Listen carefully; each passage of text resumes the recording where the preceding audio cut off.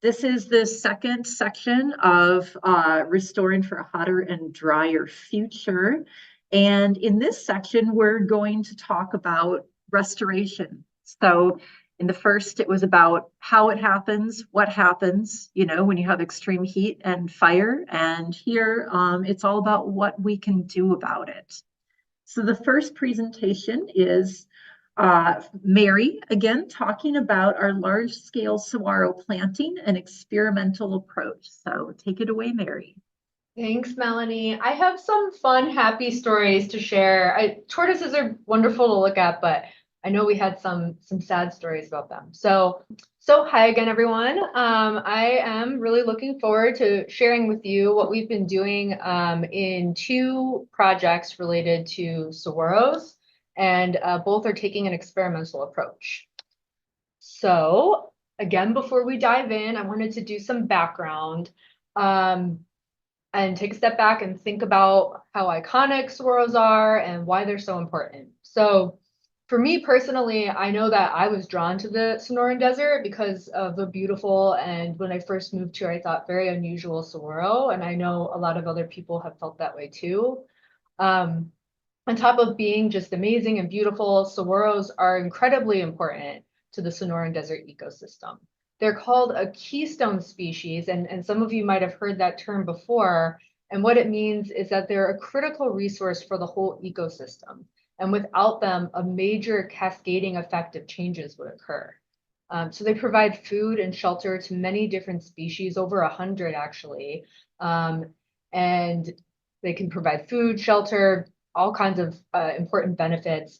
And there's species like the lesser long-nosed bat in southern Arizona and the white-winged doves up here in the Phoenix area, who are actually in our backyards and our desert right now, taking advantage of flowers and fruits. And this is a wonderful photo by our phenology lead, Wendy Renner. She took this photo of a white-winged dove eating a saguaro fruit. And we monitor the phenology or the life cycle timings of events like fruiting and flowering of saguaros in the preserve. And we also monitor the arrival and departure times of white-winged doves because they arrive here when saguaros are blooming. They time that specifically for their arrival.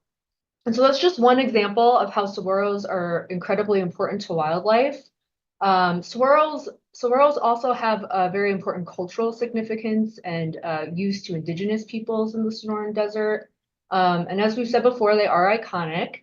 And so now that we've taken a moment to appreciate them, I feel a little bit more comfortable talking about why we're putting all of this energy into restoring them.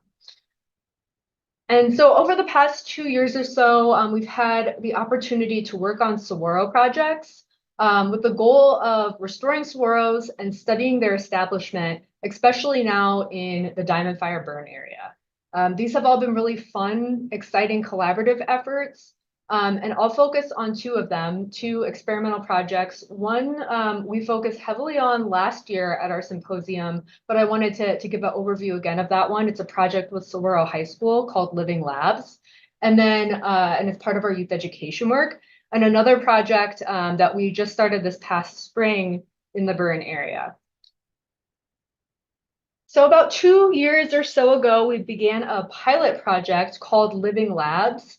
And we started, Scottsdale Unified School District was very supportive of this.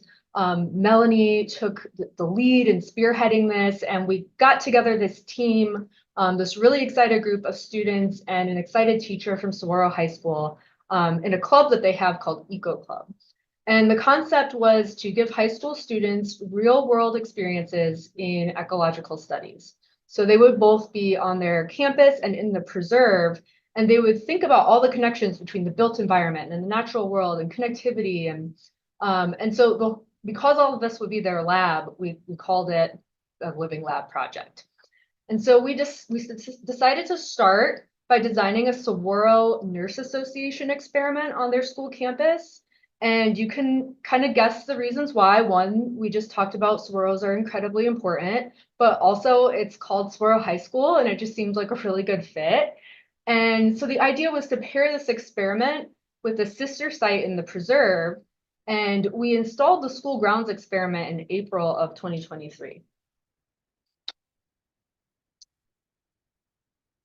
And so the Saguaro nurse experiment at the school, it's focused on testing different associations, and we're calling those nurse associations. And the reason for that is because there's different associations out in the desert between saguaros and different plants and potentially rocks, and they offer different types of support for the saguaro. So these could be things like shade, nutrients, mycorrhizal fungi associations, protection from extreme temperatures, either heat or cold.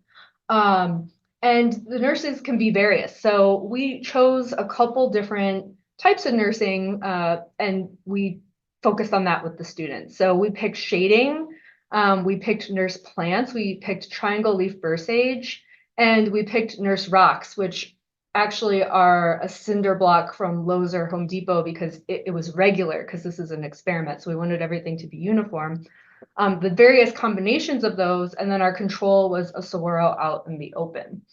And so there are 40 saguaros as part of this experiment, and then 20 of the plants, 20 of the bricks, 20 of the shading, and various combinations. And the students actually put together this diagram right here, which I think is a great way to both emphasize that they understood what they were doing, and then to help tell that story to future students that help with this project. And so this has been a really amazing opportunity, I think, for all of us, and especially for the students, to learn about real life ecology fieldwork. They have had fieldwork experience. They've now been digging, planting, and monitoring for over a year, and they've really helped with all aspects of this project. They've started with helping us with the project design and selecting what kind of nurse associations we would look at. They've helped with the hard work of digging and planting. And they've been taking data now on the saguaro establishment. So they took some baseline measurements of the height, of how much the nurse plant was covering each of the plots. And then they've been doing that in the fall and this past spring as well. And Melanie mentioned at the beginning that not only have they been working on this project, but they've been communicating about it. I'd really encourage you, it's on YouTube, you can take a look. The students presented on this project at last year's symposium, and it was really inspiring and worth a second look if you've seen it before too. So you'll take a deeper dive into that project if you look at that. And then they've also now published in Cactus and Succulents on this experiment. And so we really want to thank their teacher as well, Scott Milne. He's been an incredible champion for this project and guided the students throughout, and connected us to all of these great students. And so after the spring installation at the school of this saguaro project, we anticipated putting a sister site near Frey's Field the following school year. But then we had the Diamond Fire in June of 2023. So just a couple months after we put in our project. And we had all these resources. We still had over 126 saguaros left to put in for the other sister site. And we wanted to shift our focus to the burn area so that the saguaros were part of that restoration. And just to show the impact of wildfires, you'll hear more about what these pictures are a part of when you hear from our partner, Juanita Armstrong-Ullberg from the county. But I wanted to give you some visuals of what it looks like out there post-burn. This is actually from this past April. We've been out there surveying saguaros, and you can see like number 77 is a little young saguaro, and it made it through. The fire skipped it, and it's actually with a triangle leaf bursage, I believe, there. But many of the other ones were very burned and are likely to die or already down already. You can also see there's a lot of red brome out there, and that grass could contribute to future fires. And so there's a real need to restore saguaros into the burn area. Let's see. There we go. It was slow. So after the Diamond Fire, we did move the saguaro project to the burn area. But I also did want to note that we've also greatly expanded our collaborations and restoration projects in general with a lot of different partners. And so we've been working with the city of Scottsdale, with the county, with Scottsdale Community College, with NAU. And some of the projects we've worked on are, we have 18 photo points that stewards are going out monthly to. And they are both in the preserve side and the county side, and that's helping us document 1 full year of what recovery looks like out there. Juanita from the county had already been collecting seeds with her Desert Defenders program and generously let us put some on the preserve side too. So we've helped with seed ball making, throwing, and monitoring. We've done seed collection, and we're going to continue to do more of that in collaborative planning. And then on top of that, we were able to move this Saguaro project to the burn area, get students involved, get stewards involved, and all in all, expand this project to be able to make it a very restoration-focused project, but also collect data and information on the best ways to establish saguaros in a post-burn environment. So we have 126 4-year-old saguaros out there, and they have a really fun story. They're the exact same cohort that are planted at the school, and they all were grown out by Gila Watershed Partnership on what day was it? It was New Year's Eve 2019. So they all have the same birth date, I guess you could call it. They were all sown on the same day. And so I thought that was really a great thing for an experiment, and we were very happy to have that resource. And so we decided that instead of outplanting with the same nurse associations that we tested at the school, like we previously thought we would do, so we decided not to go with nurse rocks, the shading and triangle leaf burst age as our treatments, because we really wanted to focus on what resources were left in the landscape. So if you were out there trying to restore saguaros, you probably wouldn't bring in a bunch of cinder blocks. As nurse rocks, you might want to look at what's there first. So there were a lot of burned but standing Palo Verdes, foothill Palo Verdes, sometimes they're called yellow Palo Verdes, and they could potentially provide shade and other benefits to the saguaros. And so we shifted to planting saguaros in association with dead standing Palo Verdes, with resprouting Palo Verdes, and added, here you can see these little tiny guys, 28 small new Palo Verdes that were grown out by Scottsdale Community College, with the support of John Wesser and Natalie Case, and some stewards over there helping. And SCC also took care and housed these saguaros for over a year for us while we were looking for a home for this project. So we're very thankful for that. And right here, my map here shows where the saguaros are in the burn area. So the yellow right there, the yellow highlighter type color, is the 1995 Rio fire. The red horizontal lines, that's the diamond fire from last summer. And you can see that we have 4 different squares, and those are the different areas that we've planted the saguaros in. So we have a section that's planted only in the 1995 Rio fire. We have a no burn area, and those can serve as our control to see how those saguaros grow. We have some planted out in an area that only burned in the diamond fire. And then we have some growing in an area that burned both in the 1990s and last year. And I won't walk you through all the details of the experimental design, but I did want to show how cool this diagram is that our assistant restoration lead, John Parenti, put together.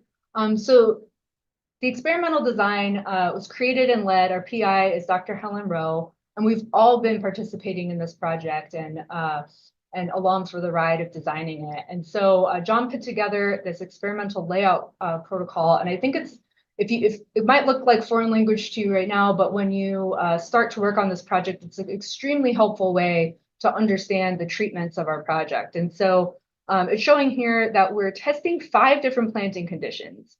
Palo Verdes that are alive, they might be resprouted or in the no burn area, never burned. Palo Verdes that died but are still standing. The new Palo Verdes, one's out in the open. We planted some just out in the open, some out in the open with compost. And on top of that, we've added either live soil or sterile soil from nearby soils under Palo Verdes that didn't burn. And the reason for that is because soil inoculum could contain beneficial bacteria and fungi to support saguaro growth. And so that's an added treatment there. And we've also planted them all on the north side of the dead or resprouting Palo Verdes because there's no leaves and there's a lot of open space. And so by putting them on the north, we're hoping that that gives them more shade and cover for that treatment. And so we all are protected with 30-centimeter diameter, 1-foot tall camouflage cages. And the Palo Verdes have slightly taller cages because there might be more herbivory on them. We've already seen one been pulled out from the bottom though, which we knew might happen. So I was saying that this project has been really inspiring and collaborative and fun, and it's been a real great way to bring together different programs within the Conservancy. So citizen science and CNM have worked very closely on this project, and we're very thankful for all of CNM's hard work on it. They've helped make our cages, install rebar, dig holes, bring water out there, and spread the word that we're doing this work as well. On the citizen science side, we've created a dedicated trained citizen science core team for this project to help ensure that all the protocols were followed and that all the saguaros received the correct treatments. So they were planted for success, both for a general restoration perspective and also for collecting data on our treatments. And then on top of that, another aspect of this has been working with youth education. Our team here at the Conservancy has been very supportive of getting the Eco Club involved. And we've had the Eco Club out both in the fall to help with distributing seed balls and to learn about the burn and the issue of wildfires in the Sonoran Desert. And then to come back out in March to help with planting and taking initial measurements on the saguaros. So we want to get those baseline measurements of the saguaro height, of the height of our new Palo Verdes, of the canopy cover. And so I think it was a really great way to make the connection for the students between the on-the-ground post-fire restoration work and the value of their campus saguaro nurse experiment. And then because of all of this work going on in the preserve, there's been a lot of added opportunities for the students to get involved on the restoration front. And so the students have taken restoration efforts really to the next level with some side projects here.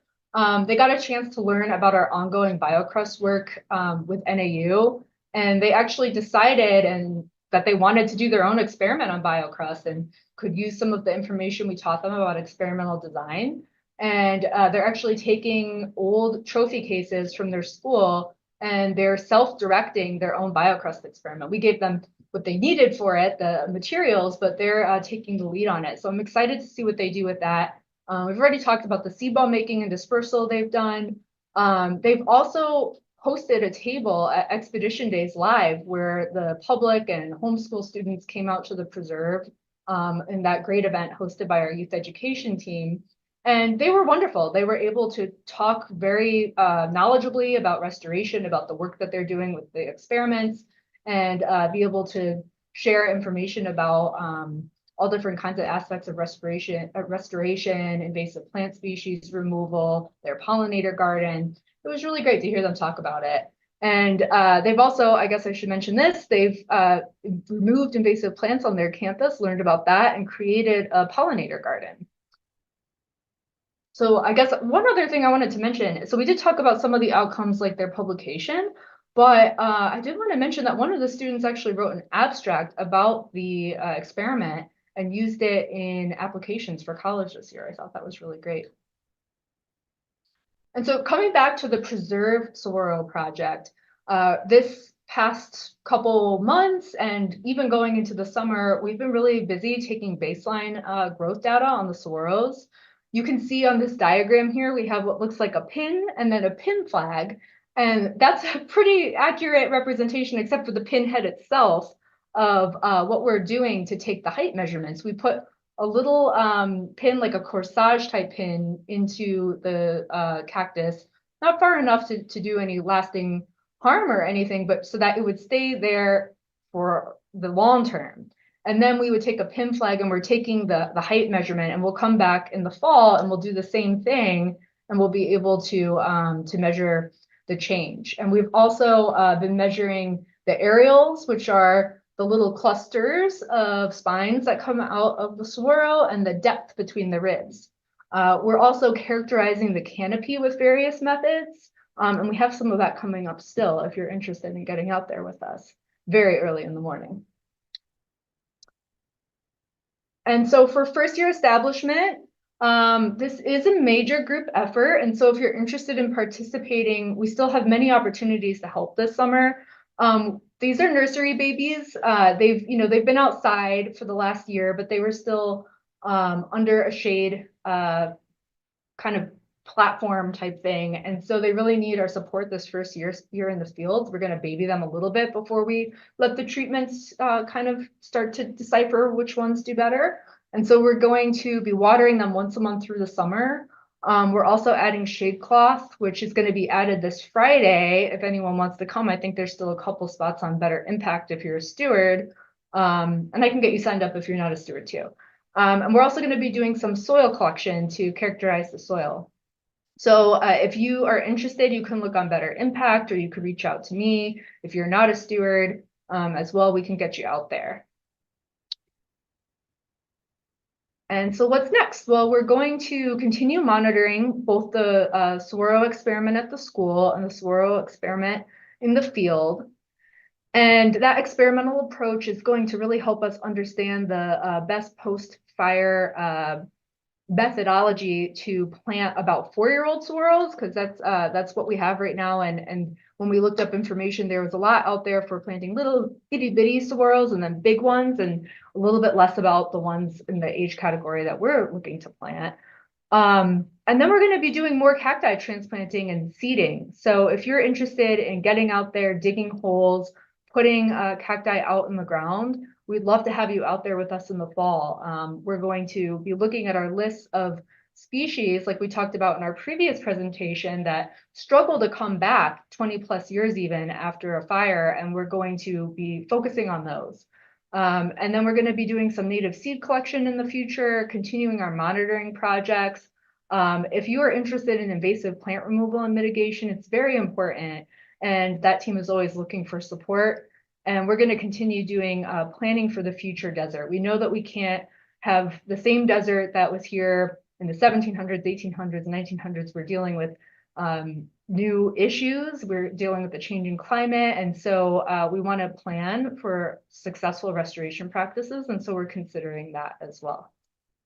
And then finally, I've really enjoyed being a part of these projects. It's been very meaningful to work with such amazing people on it.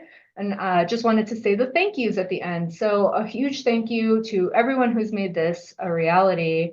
To Melanie, our Director of Science and Education, who really got this up and running. To the City of Scottsdale, the Bob and Renee Parsons Foundation, and the Arizona State Parks and Trails for supporting this work. To Scottsdale Unified School District, Scott Milne and the Eco Club. They've been great partners on this. Scottsdale Community College, for all the work you've done supporting the plants. And to Dr. Helen Rowe, who's the principal investigator on these projects, and all her work both for the Conservancy and Northern Arizona University is such an asset.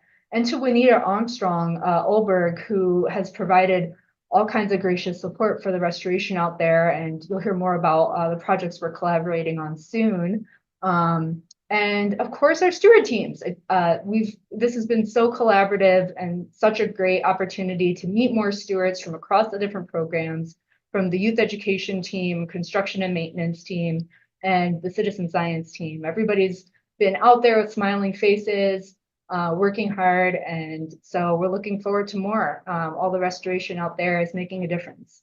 So now I want to introduce you to Juanita Armstrong-Ullberg, who is the Natural Resource Specialist for Maricopa County Parks and Recreation, and she'll be talking about regional approaches to restoration. Thank you. Thanks, Mary. You guys are doing some really great work. That's really exciting. I can't wait to see what we find, what y'all discover out there. Hi, everyone. I'm Juanita, as Mary just mentioned, with Maricopa County Parks and Rec. Thank you guys for having me at your symposium. So really appreciate it. We've been doing some really great work together as a collaborative. So I'm gonna share my screen, and hopefully the way I do this works. Meaning, all right, let me start slideshow. All right, let me know if you guys can see that okay. Awesome. So I'm going to talk a little bit about the regional approach that we took to restoring. And a lot of this really stemmed from this diamond wildfire. So although, of course, horrible reason for us all to get together and work on a wonderful collaboration came out of it. So that's kind of exciting. So you guys probably all know this, and I'm not going to spend a lot of time on this slide, but I just wanted to kind of, since I'm talking high level regional planning that we were doing together, I felt the need to talk about the day of the fire itself. And basically, it started in June 27th, and there was a multi-agency response that was led by the city of Scottsdale, Maricopa sheriffs, and then the parks themselves helped with that and worked really closely with those two agencies to initiate the wildland fire plan that the parks had. So here's the diamond fire area, and you've seen this image already from Mary in a different perspective. So basically 2,000 acres of the McDowell Mountain burned. And we weren't even allowed in there until July 5th. And so as soon as July 5th hit, me, Scott from the city of Scottsdale, and Dave Myers all got together and went out there just to assess the damage that the wildfire did to the park and the natural resources. And so we kind of just went out there and looked at it. And then we met again, and Mary came out the second time, and Melanie also, I believe, came out. And so we just kind of talked about a plan moving forward and what we'd kind of want to do. So here are all the partners. And I apologize, Helen, I didn't have your NAU's logo, but here, this is a group of folks that got together to partner and start talking about the recovery of the McDowell Mountain. And we are working on that recovery plan together as a team, because the fire doesn't know boundaries, and neither, should the restoration of it. So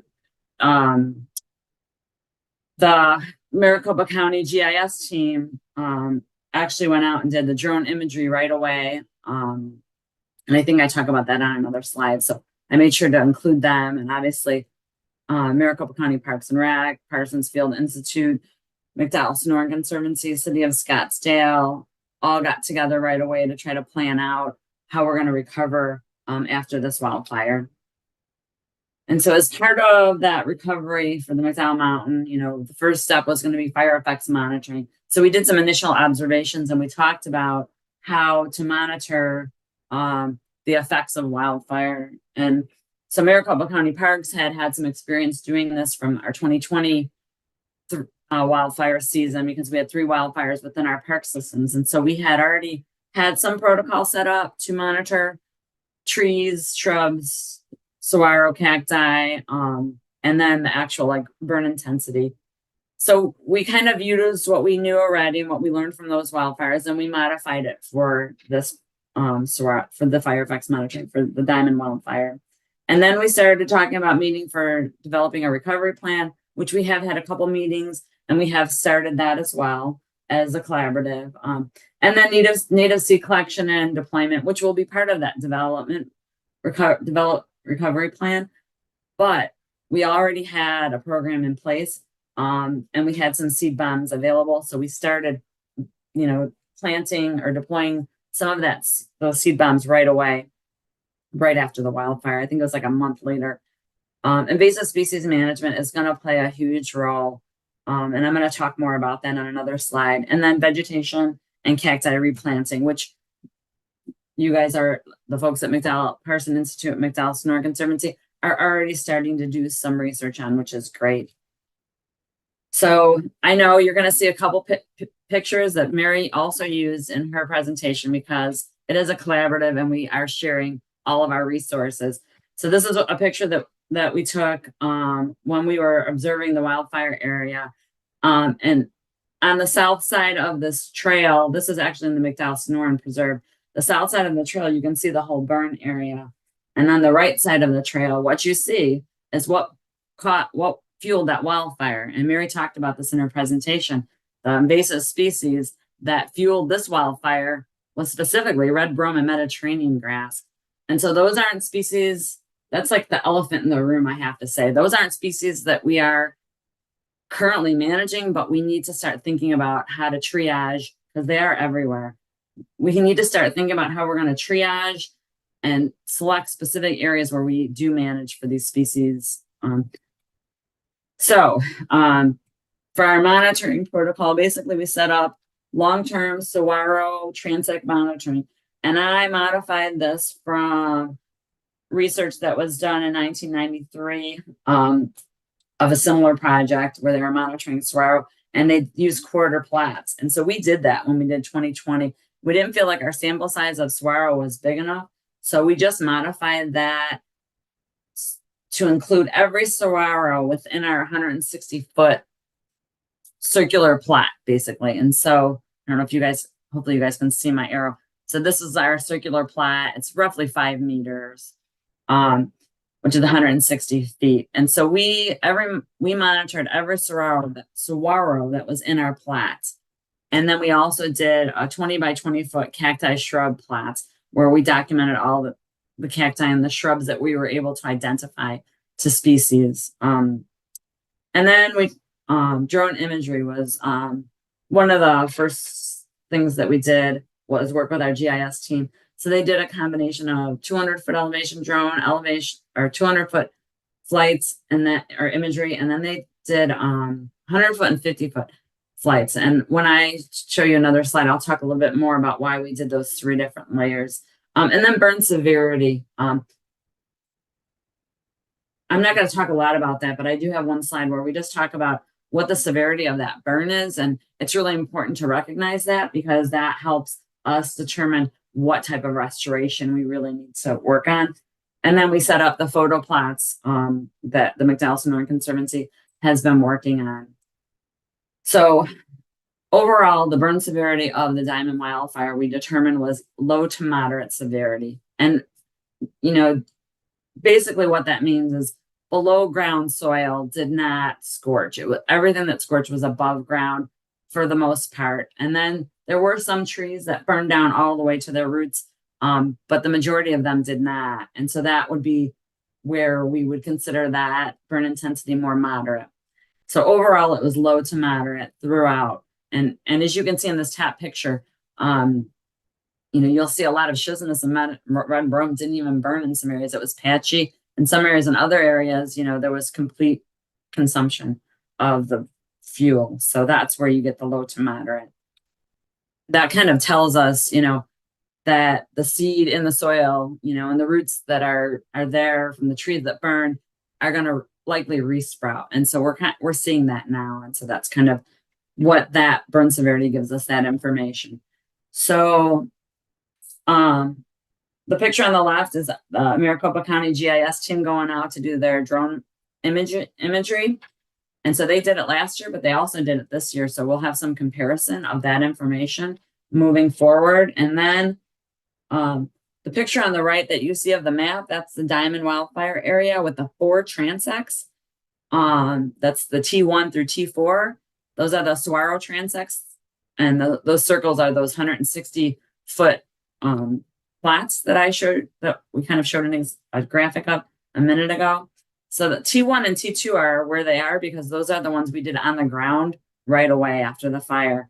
And then we did some experimenting to see if drone imagery could help us to do the monitoring for each of these saguaro out in the field. And so basically you have to give each saguaro a burn classification and whether it was burned, 1%, 5%, 25%, 75% of the saguaro had been scorched. And we used the Brown and Blomquist classification system. And so we were hoping to be able to do that from imagery, and we were not able to do that from imagery. I think if the imagery gets a little bit better, high tech, the technology advances a little bit, we might be able to do that, but we weren't with a RGB spectrum technology that they used last year. And so we did have to go out and monitor by foot, by hand, in person, the T3 and T4 to get our results for the saguaro burn damage. And then the orange circles that you're seeing are the photo plots that the McDowell-Sonoran Conservancy volunteers have been going out and monitoring fairly regular. So when we monitor the saguaro, we take all the demographics, the height, number of arms and things like that. And we use an app for that. However, if the saguaro falls apart like this picture on the left, we had to use a tape measure. So because the app measures like the base and then the height, and then it gives you, or the base and the top of the saguaro, and then it gives you the height of it. It does a calculation for you. So we had to do the calculation for saguaros that had already burned and fell down. And then these are the photo plots. This is just one example of, we had 18 total photo plots. This is photo plot 10.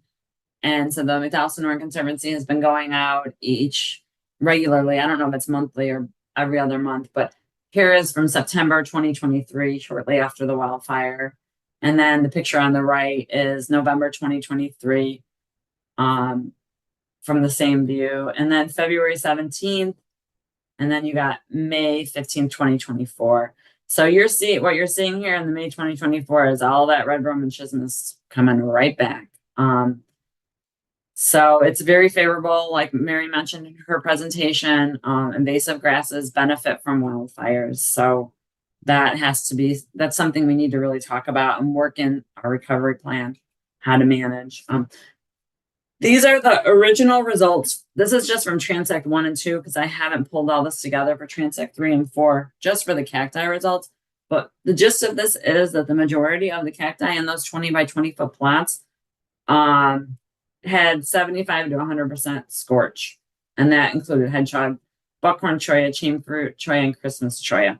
And that's the 4 that we really found in all of our plots so we can measure those. So that's, that shows that that's the majority, which means those are the species that, we're going to have to recover long-term in addition to saguaro. So this is the Transect saguaro results. We had 66 total plots in our 4 transects, and 37 of those 64 saguaro cacti scored what we call a class 5, which is 75% scorch or greater. That's a lot. So in my next slide, we're going to show you what happened post 1 year. And so then the demographics I only have for T1 and T2. I just haven't pulled T3 and T4 together yet. So for those, we had 27 saguaros. 16 of them were just the main stem with no arms, and that's what the M here stands for. And then, it means basically they were, less than 50 years old. And some of them much less, like 0.65 feet high, so that's a pup, obviously. So it's just demographics that we may be able to use down the road to help us with restoring the area and trying to bring in new saguaros. And then 13 had arms of variable numbers from 2 to 23, with the heights ranging from 12.6 all the way up to 30.3. So that's just kind of the basic demographics. And this pie chart just shows what I told you up here. Like 37 of the saguaros had 75% or more scorch. So we know those are going to die. 7 of them had 51 to 75% scorch, likely to die. The 9 of them had 26 to 50% scorch. Anything over 30% is likely to die within within 10 to 15 years. That's the rule of thumb that we've been provided with from the Tonto National Forest based on their fire effects monitoring.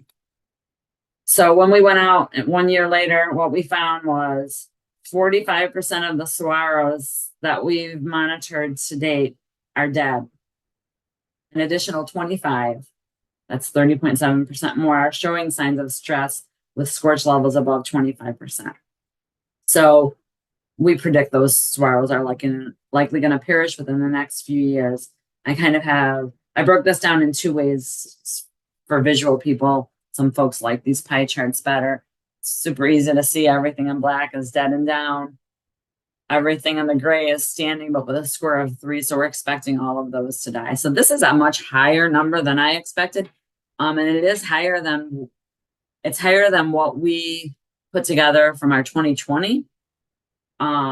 results, but not much. So I think at 1 year we found those to be more at around 35% were dead or down. However, there are variables with the fires. There was large patches at Cave Creek that didn't burn. The saguaros weren't burned at all. We're here. There was some patchiness to this wildfire, but most of the areas where we had saguaros, they burned pretty well and fairly consistently.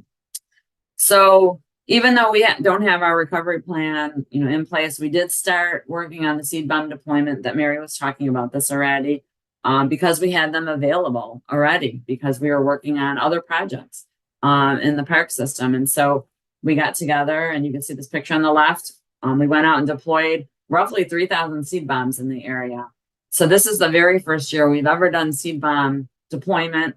And so it was fairly new to us. And the research showed, which is mostly done in the Tucson area, that the way we make these seed bombs was going to be effective and work. But we're finding now that we need to adapt our management strategy, and we'll probably do a couple different things this upcoming year. But the picture on the right is just showing some folks deploying seeds with some, oh my God, I forgot what these are called. Help. Well, anyway, slinging them with these, thank you, slingshots. And then this is just the table that show like the seed bombs that we made. So we made about over 7,000 seed bombs last year. So that was kind of exciting to get out there and do that. The road to recovery is definitely a work in progress. And, we really do need to work together to really come up with this plan that in order to successfully recover the McDowell Mountain.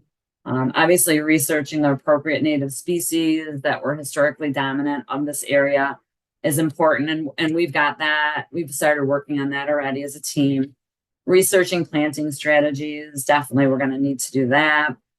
Planting native seeds, whether we do it by sowing them by hand, just mixing them with some soil and compost and sowing them, or slinging them, which seems to be more fun for more people. But so we're going to choose some experimental plots this year again. Soil crust experiments that Helen and is working on with McDowell Sonora Conservancy. And then invasive species management. We need to work together to get some grants and other opportunities. But I just want to point out that this is like the McDowell's research here. This left one is the seed bomb plot from last year. And those seeds are almost entirely still together after all the rain we had, which is a little discerning because we planted so many of them. So hopefully they will break down and that seed is still viable when they do, because it ideally is protecting them. And I wanted you to notice the cacti planting that they did in the burn area. And the elephant in the room is that red brome and that schismus, and we have to do something about it. I know there's no way we can manage it all, but we have to do some triage and determine where it's most effective to do management, like where we're planting our saguaro, because the only way that we're going to recover these areas and these saguaros are going to survive is if we remove that invasive species fuel load. And so that's just one thing we really need to make sure we work on. It's not something that anybody's doing right now. Everyone's ignoring red brome and schismus because it's everywhere, but we're going to have to do something about it, even if it's just experimental areas and plots. So we're going to continue to collect native seed. And this is what I was kind of talking about, doing maybe a combo of sowing seed mix. We're going to mix some buckets with some native seed, some compost, and some clay, and just hand sow it together out of a bucket. I think we're definitely going to do some of that this year. We'll also do some seed bombs, and we're going to mix up the mix so it's a 3 to 1 to 1 ratio, where 3 is the soil component and then 1 is the clay component, and 1 is 1 part seed, 1 part clay, 1 part compost, basically. So I think that I'd like to see some experiments done using those as well, and we'll probably do them here at one of our parks if I could find some volunteers. And then invasive species treatment is really going to play a huge role in whether we're going to be able to successfully. And I want to kind of say this, like the Cave Creek Complex fire, Tonto National Forest went out there and planted a ton of saguaro, and then a wildfire came by. 25 years later and wipe them all out. And I don't want to see that happen. I want our work to be super successful here at McDowell. So that's why I'm talking more about the red brome and the schismus, because we have to do something about it or our work is in vain, I feel like. So I just want to make sure we're talking about that and that's in the conversation. We did have some really great outreach last year. Fox News and Channel 12 News did some really great reporting on the work that we were doing in the recovery plan that we have in place. And then StinkNet is really not here yet in high numbers, as you can see in this picture with Mary and Farshid and Debbie.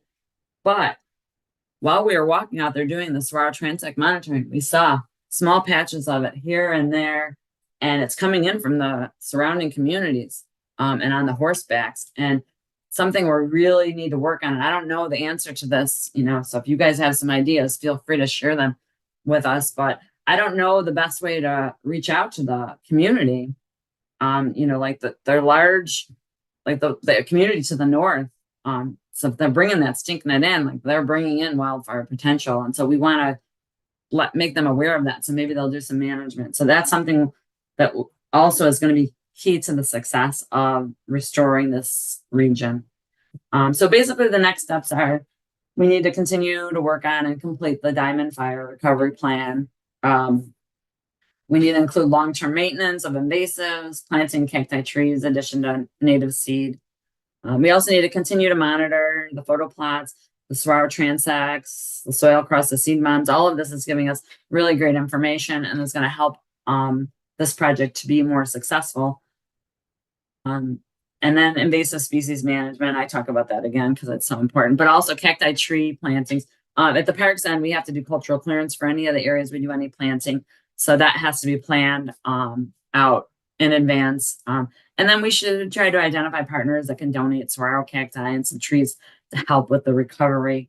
And I did just want to say thank you to City of Scottsdale, the Parsons Field Institutes, McDowell Sonora Conservancy volunteers, and the Desert Defenders. Like us all working together like this is showing me how successful a project could be, because we're all learning a little bit from one another. We all have, a different niche of expertise. And so it's really, really great. Oh, and NAU also, I should mention Helen's work. So us all working together is really going to help this project be successful. So thanks, everyone. Thanks, Juanita. That was a great presentation. And up next, we have Dr. Helen Rowe, who is our Parsons Field Institute ecologist, and she's also a professor at Northern Arizona University. And she couldn't give her presentation in person today. She had something come up, so I have a recording of it. And then we'll see if she's available via phone after her presentation to be able to answer questions when we get to that part. And NAU research professor, and I'm going to present on how well does cultivated biocrust establish in the field. Before I get started, I'd like to thank my collaborators, Dr. Anita Antoninka, Debbie Langenfeld, and Jane Brady. Debbie and Jane are citizen scientist leads for this project.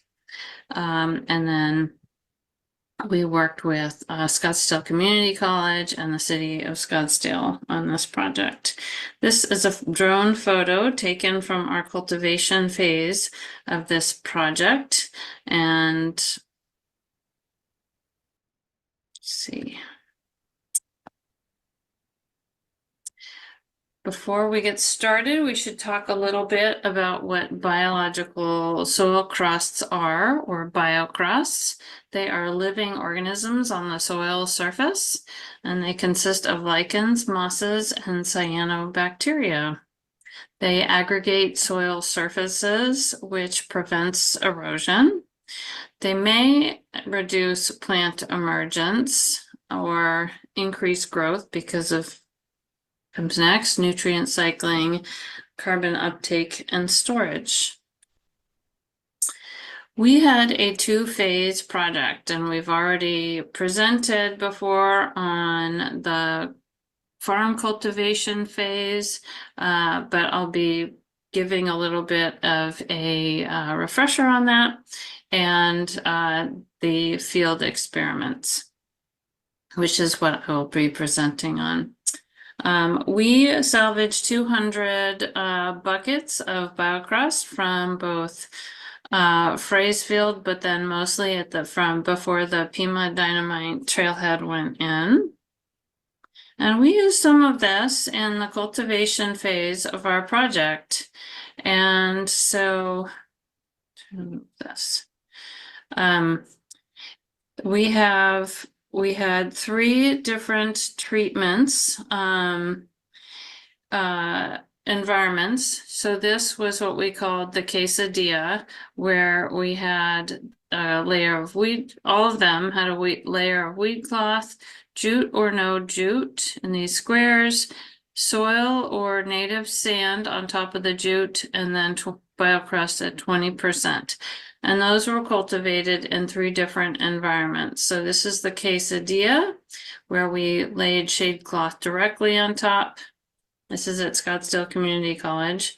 Or the hoop, where we had these hoops that raised the shade cloth over the top. And then we had this greenhouse study at the NAU greenhouse, and also had the shade cloth.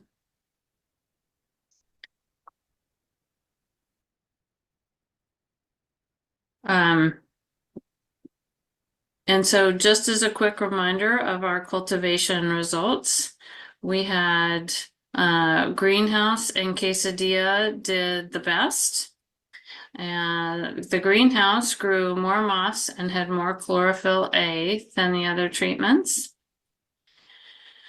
Quesadilla grew more cyanobacteria.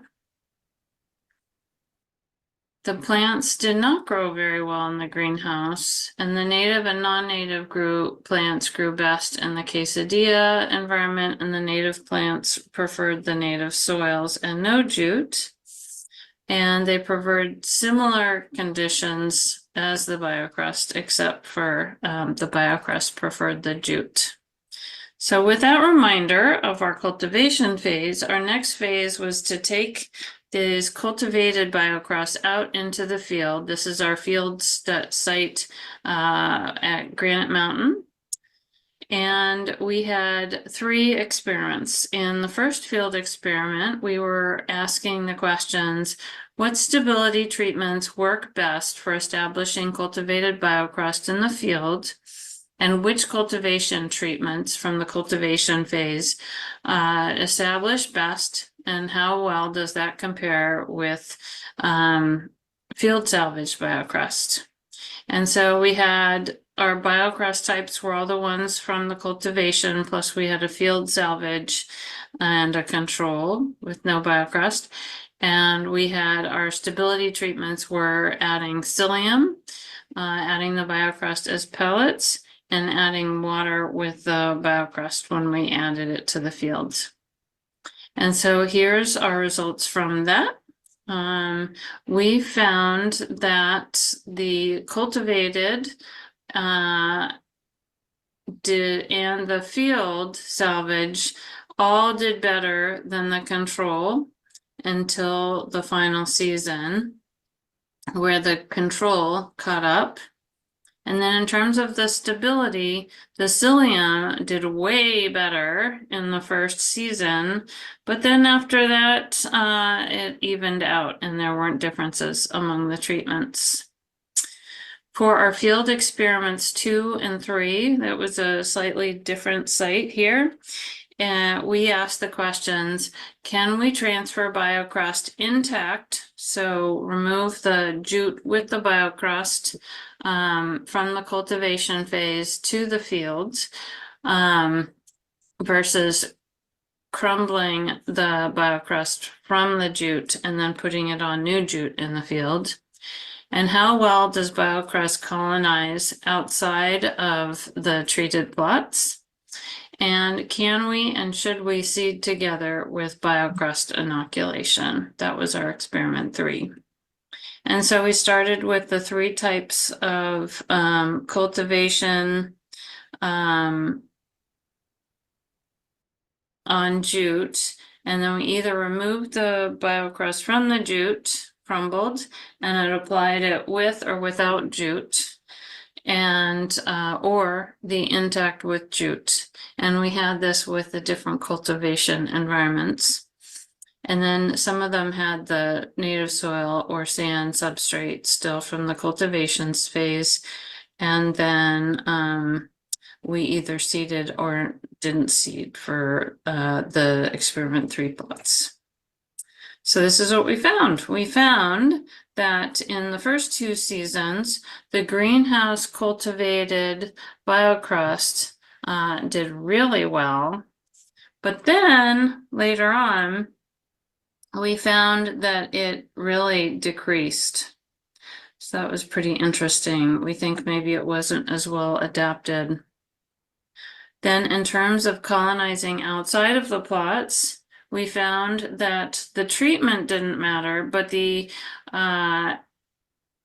BioCrust outside the plots was related to the BioCrust inside the plot. So the more BioCrust inside the plots, the more BioCrust in the outside in those last 2 years. So this, as the BioCrust grew, this relationship strengthened over the course of the study. And for the field experiment 3, we found that similarly, the greenhouse cultivated BioCrust did well with no BioCrust addition, but that also depended on season. So you see here the greenhouse treatments did better than the controls over here.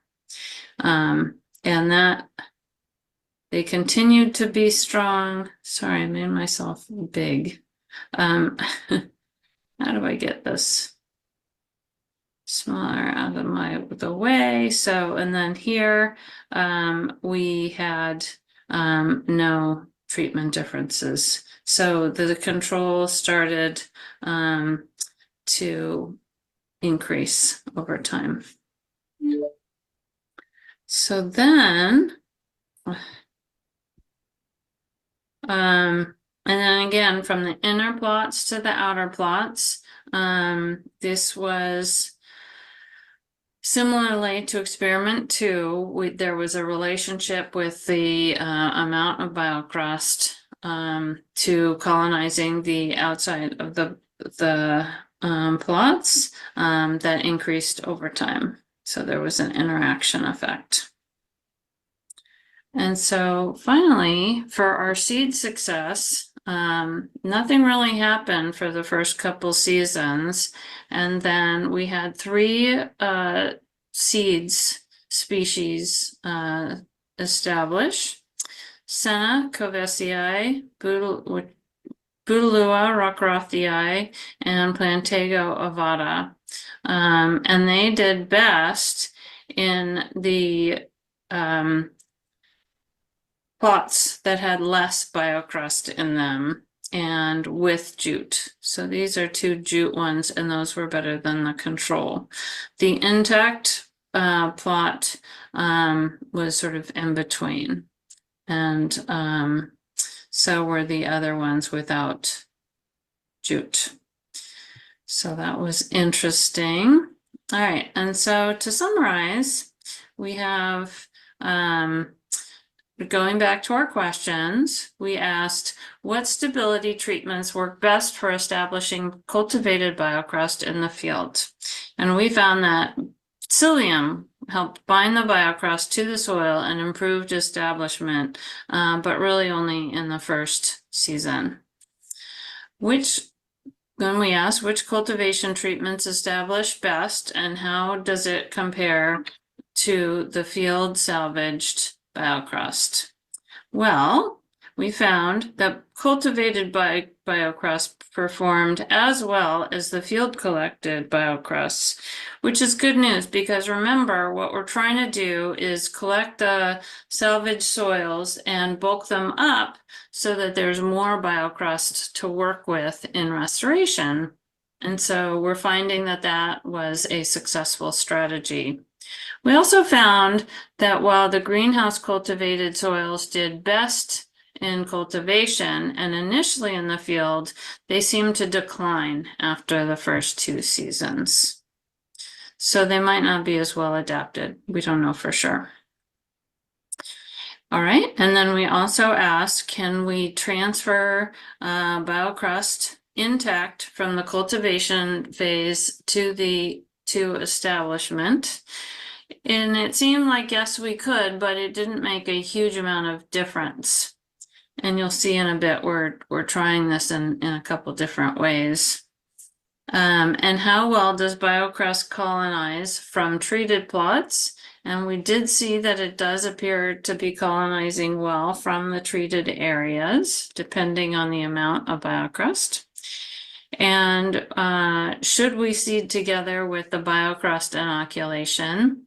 And we did find that seeding did well after a couple of years, and did best under the jute crumble and jute control, but not the jute intact. Now it's just going to tell you about what's happened since this experiment. We established a biocrust sod farm similar to the first one, but then we created longer sods that were 2 or 3 meters in length. We rolled them up, wetted them, and we rolled them up into these much larger sods.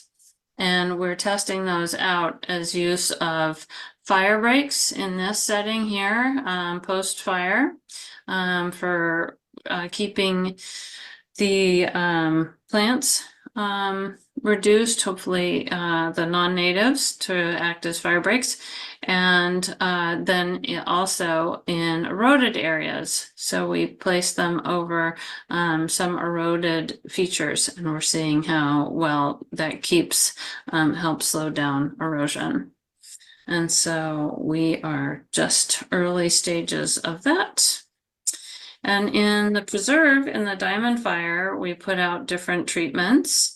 And in a 3x3 experiment in which we had applied seed, biocrust, and both in a full factorial with broadcast pellet and nothing for 9 levels. And I think we had 7 blocks.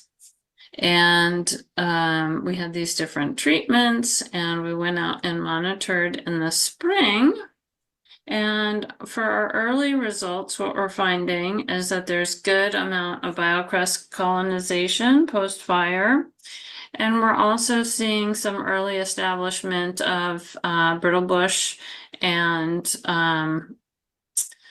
desert marigolds. And we found that we had put these ropes around these plots to sort of keep the pellets in place, and we're seeing that it's been a successful place for seed establishment alongside these ropes. So that was cool to see.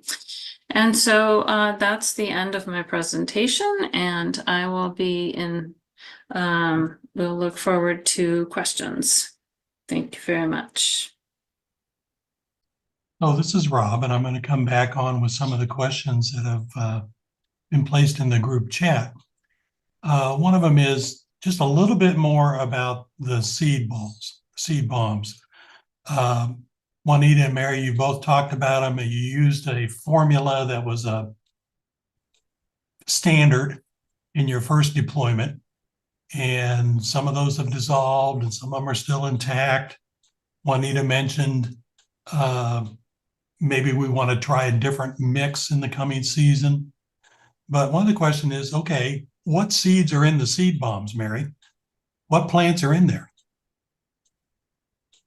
I'll let Juanita take that because this was she had a couple different mixes. She had a pollinator mix, a pioneer mix, and then a mix of plantago, I believe, and maybe one other species. So there was quite a few things in the mixes, but it was because your teams had gone out and collected quite a bit. So I'll let you kind of follow up with that. We probably had about 44 different species in the seed bombs, but we did split them up into pollinator seed balls, what I call pioneer, which would be like plants that come in really fast, like brittlebush or sage. And then we had annual seed bombs separate, and then we had ones that had plantago and purple threon, and we split them up that way because there was some talk, no real science, but some talk of people recognizing that in areas where there was a lot of purple threon or plantago species, they didn't see much stink net. And so we split those out for that reason, just to see if we'd see anything like that. And then Helen just touched a minute ago on some of the seedlings that are observed. Which ones seem to be working? Juanita. Rob, can you repeat that again? What was the question? So Helen mentioned in her last slide that, she's getting some sprouting on those plots. What of those different seed ball mixtures, what seemed to be working? I think were those in the Pioneer mix, Juanita? The Brittlebush was in the Pioneer, and then the Thalia, what was that one in? Was the Desert Miracle? That was in the pollinator mix. Pollinator, yeah. So one of each, actually. I guess I should tell you there's a couple species that you might recognize to answer the first question. So we had a lot of pollinator species like American threefold, spiny goldenweed, desert marigold, desert senna, like those were like the pollinator species, desert globe mallow. And then the pioneer species was mostly fur sage and brittlebush, but there was some globe mallow and then some other species that accidentally got mixed in there as well. Okay, another question, and again, this will be for Mary and Juanita if Helen's not on. And it's the intersection. Oh, there she is. I saw her wave. Okay. This is the intersection of two different projects, invasive plant control and soil crust. So Juanita mentioned, we don't have an answer for red brome today, but that's pretty high on the list, and stink net's right behind it. If the answer to that is spraying, for example, large area spraying, the question is unintentional consequences if that spray is non-selective on things like soil crust, which you're trying not to kill. So I'd be happy to answer that. I can't respond about what its effects are on soil crust, but I can answer that there's a product on the market called Indaziflam that was designed for annual grasses, and it's effective on it's a pre-emergent. So it doesn't actually kill plants that are growing and alive. It prevents and kills seed from germinating, basically. And specifically, it was designed for annual grasses like red brome and schismus. But it happens to be very effective on stink net. Now, it may affect some of our native annuals. They're finding that it lasts up to 3 years in the soil. So it can prevent stink net, schismus, and Mediterranean grass from germinating for 3 years. And schismus, or the Mediterranean grass, and the red brome only have viability of 3 years. So you could wipe those out of those areas, at least temporarily. And then for the stink net, it has a lifespan of 5 years, but the majority of those seeds will try to germinate as soon as we get above average winter precipitation. So they'll be affected in those first 3 years. It'll knock it back quite a bit. So the idea would be long-term management. We don't know. I couldn't answer if it has any effect at all on soil biocrust. I don't know that the answer's out there. Maybe Helen can shed some light on that. I don't know. Helen? So there's some early studies that are showing that there's some herbicides are safe on biocrust, and we actually just got some funding from SRP to do some studies on just that question of stink net control with biocrusts. So we'll be doing that next year with my NAU colleagues, but we'll be doing it at the SEC site. where there's plenty of stink net. And so we're going to do a pre-emergent and a post-emergent.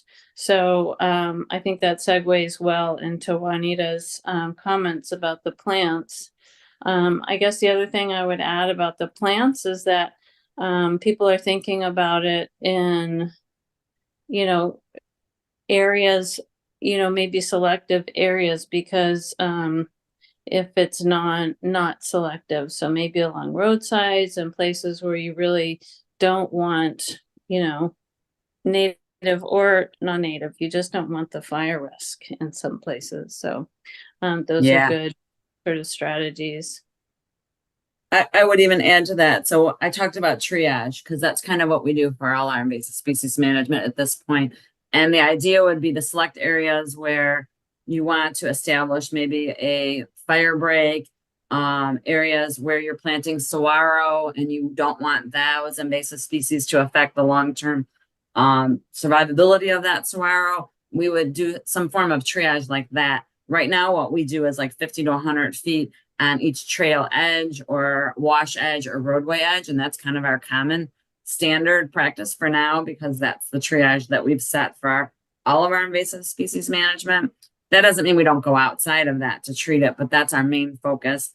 And the idea is to, one, prevent the vector of movement of those invasive species, to create a defensible space for firefighters when they have to fight wildfires, and then to prevent wildfires from starting. So it kind of does three things at once. And this indaziflan, I've been using it at Spur Cross and Cave Creek, and we're finding it so effective on stinknet, redworm, and schistnus.